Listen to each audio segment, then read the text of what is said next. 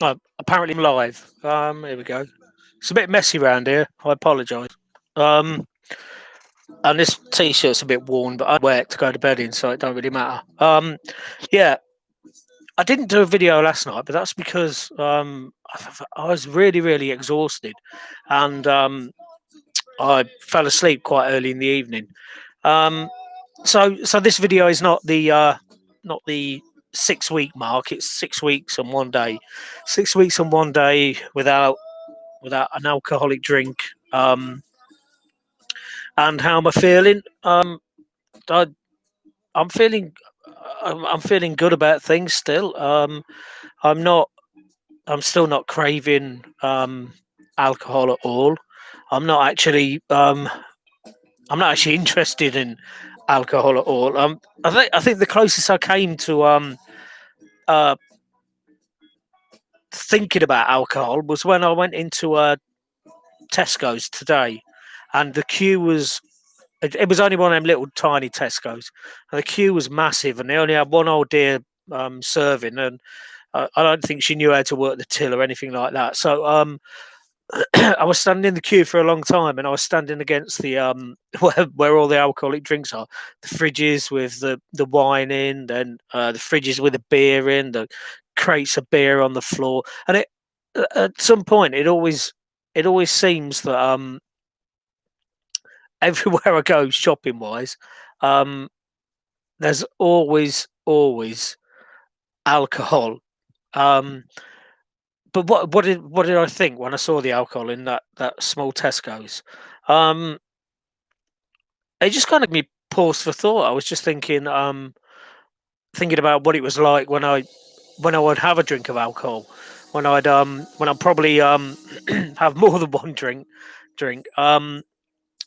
But but other than that, I I wasn't interested in it, and it was only because I was standing absolutely bored in this queue for like 10 or 15 minutes. It was a long time. Um, now I was gonna say um, that I'm feeling quite smug about the fact that there are a lot of people, and I keep saying about this, but as each week goes by without a drink of alcohol, I kind of I feel even more smug. So I was going to be really smug, but somebody very close to me said when I mentioned it that I shouldn't appear to be so smug because there may be other people out there who may stumble across this video and are struggling with their own demons regarding alcohol, and they're probably struggling a lot more than what I am. And that's the key thing. I wouldn't recommend anybody go cold turkey the way I have because it can be very dangerous, and um, you might not be in the right frame of mind to actually deal with it, and especially dealing with withdrawal symptoms, which I mentioned in one of the videos quite a while ago, where for me it was tremors in the hand, kind of uncontrollable tremors in my hands, the way they kind of do this. Um, and I speak about how I was making a Lego model, and it was getting quite difficult to actually to use use my hands to put the bits together. But yeah, people might be struggling. So I apologise if if in previous videos I've been really flippant about how easy I'm finding it. I think I did a video a couple of weeks back where I basically um, said how much alcohol I was actually consuming.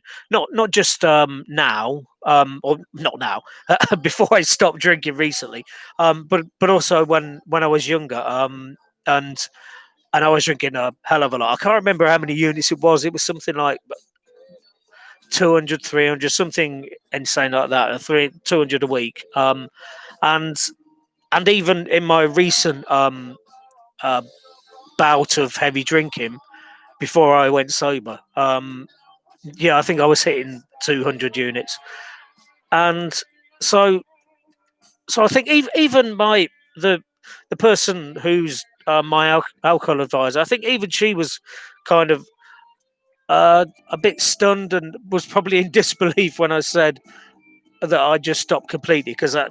I think I mentioned before she did recommend that I have like a couple of cans around the house just in case the withdrawal symptoms become too much for me.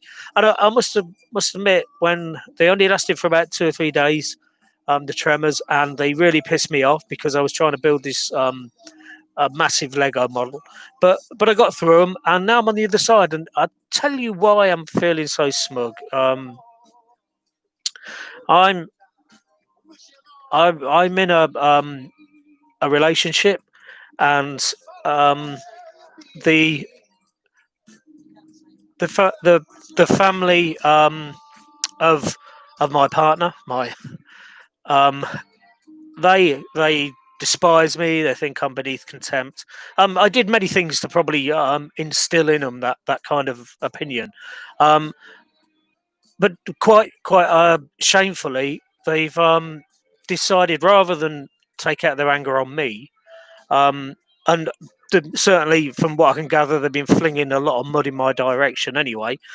They've decided to take out their anger upon my wife and um, disown her for actually coming back to me, so to speak.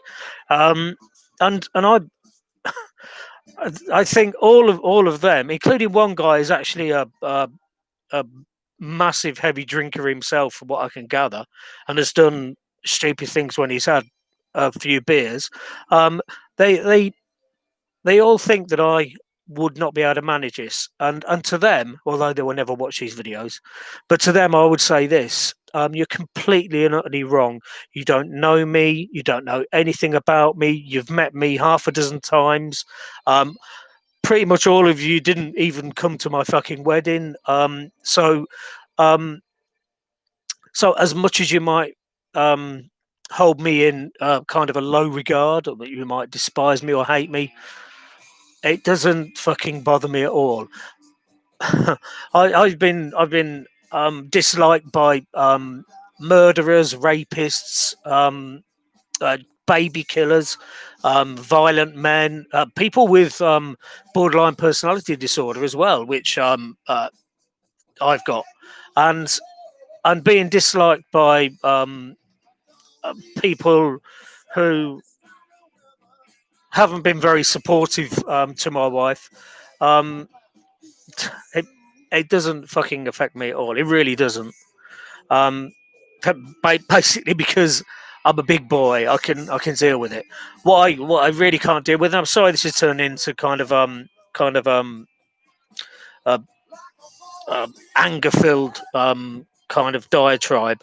Um, what I really despise is the way that they have all disowned my wife, and I find that to be fucking remarkable that people can di- disown a family member purely because they think they've chosen the wrong man or the wrong woman, if the mood takes them. And I just think that's really pathetic. Um, I kind of think that as much as I mean, I can't speak much about being a parent, but as much as we might not like the the person that somebody a family member is currently dating, we don't have the right to tell them not to date that person. Not since they're grown up. It's okay if they're like 13 or something, but not when they're adults. And we don't have the right to do that. And what we should be doing is, even if we fear the worst, we should actually be providing that person with a support network if it all does turn to shit, as my wife's family seems to think it will. Um, what I can say is that it's not going to turn to shit. It's not going to turn to shit because I I'm a much stronger person than a lot of people out there. And I apologise to people who are just going on the journey to quitting alcohol, because I'm kind of angry at the moment. I think it's probably the BPD, which is obviously still there, but I just needed to get it out of my system, and I'm a much stronger person than than lots of people seem to have given me credit for. I mean, mentally stronger. Um, I've I've been struggling to decorate today, decorate the house, and I'm absolutely knackered. But that's because physically I'm not that strong.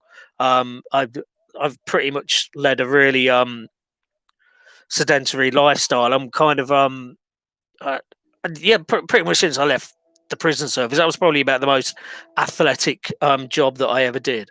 Well, since I did it when I was a lot younger.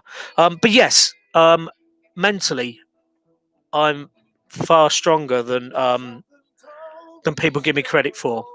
It just reminds me because you probably can't hear the music. I'm listening to Paul Weller, and he's singing. He's doing a cover version of "I'd Rather Go Blind," and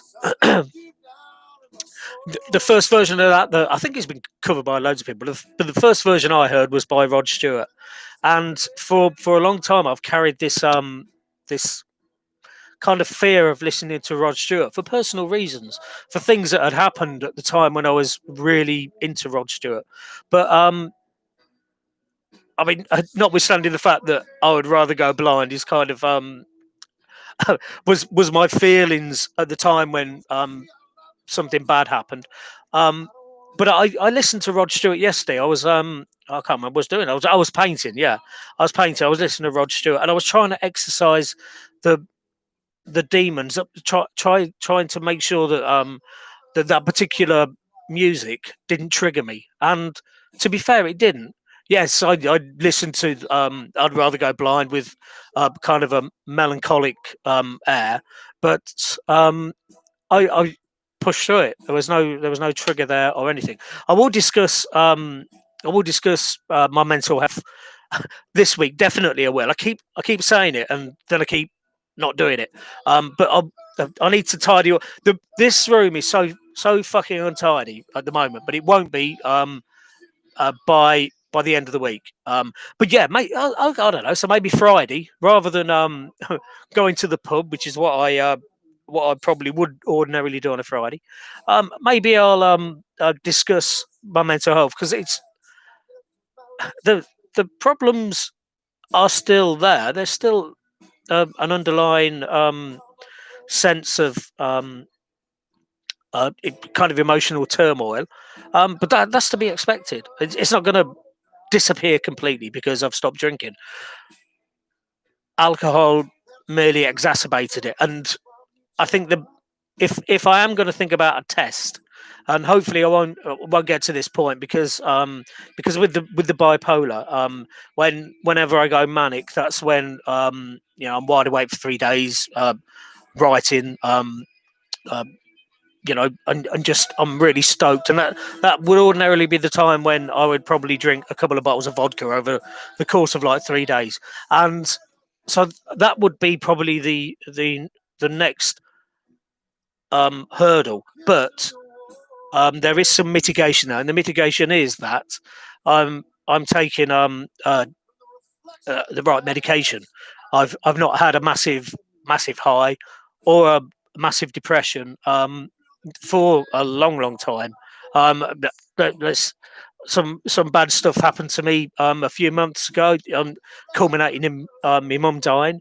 I didn't sink into a massive depression. I was just gen- generally upset, as you would be, a bit, depressed. So somebody you care for has passed away.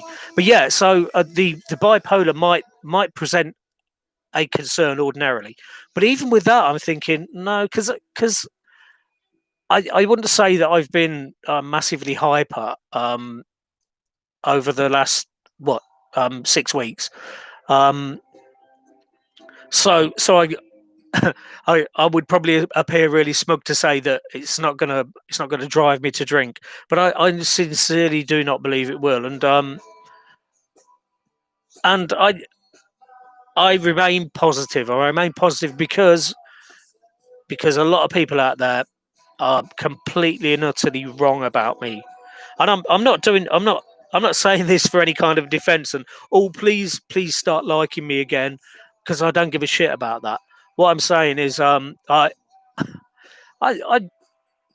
I'm sometimes very smug, and you know what? I love proving people wrong, particularly people who I believe are intellectually kind of beneath me.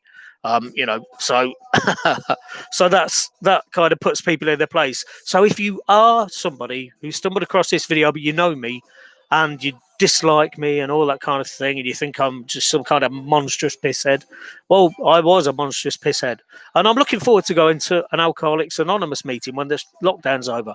But you know what? I'm never going to go to drink ever again. I I will prove. I'm not. I will prove you wrong. I've already proven you wrong anyway. I don't need anybody's blessing. Um, People who dislike me. I'm not. I'm not doing this to gain anybody's favors. I really couldn't give a shit. So um, that was me being smug and kind of uh, angry towards people. Name me no names. They won't ever watch this anyway. But if they did stumble across it merely by accident, but let's sweep them to the side because they're not important. What is important? If you're going down this road the same as me, send me a message. Let me know how you're getting on. Let me know if you had the same withdrawal symptoms as I did. Let me know if they were worse. Um, and and let's go through this journey together. Um, there's going to be times when I'm going to feel probably a bit depressed or a bit wound up, like I was tonight. Wound up I was tonight. But hopefully, your journey will be as successful as mine. Um, and while my partner will say that it's possible for people to fall off the wagon slightly, um, and that's not a bad thing if they can jump back on again. I know that I won't fall off the wagon, but I do understand that some people out there might. And and what my wife said is like true. If you fall off the wagon, there's it's it's very easy to jump back on it. That's all I'm going to say. Um, but yeah, I'm gonna sign off now because I've got to get another can of Pepsi Max. Yeah, you see, I drink soft drinks. I drink soft drinks because I prefer soft drinks to alcohol. I used to drink alcohol, but I don't anymore. Um, but I'm going to end this this video the way I should have started it by saying, yeah, hello, my name is Sean Martin, and I'm an alcoholic, and I've been 43 days sober, and you can stick that up your jacksie. But anyway, if you're a hater, I don't mean if you actually like me.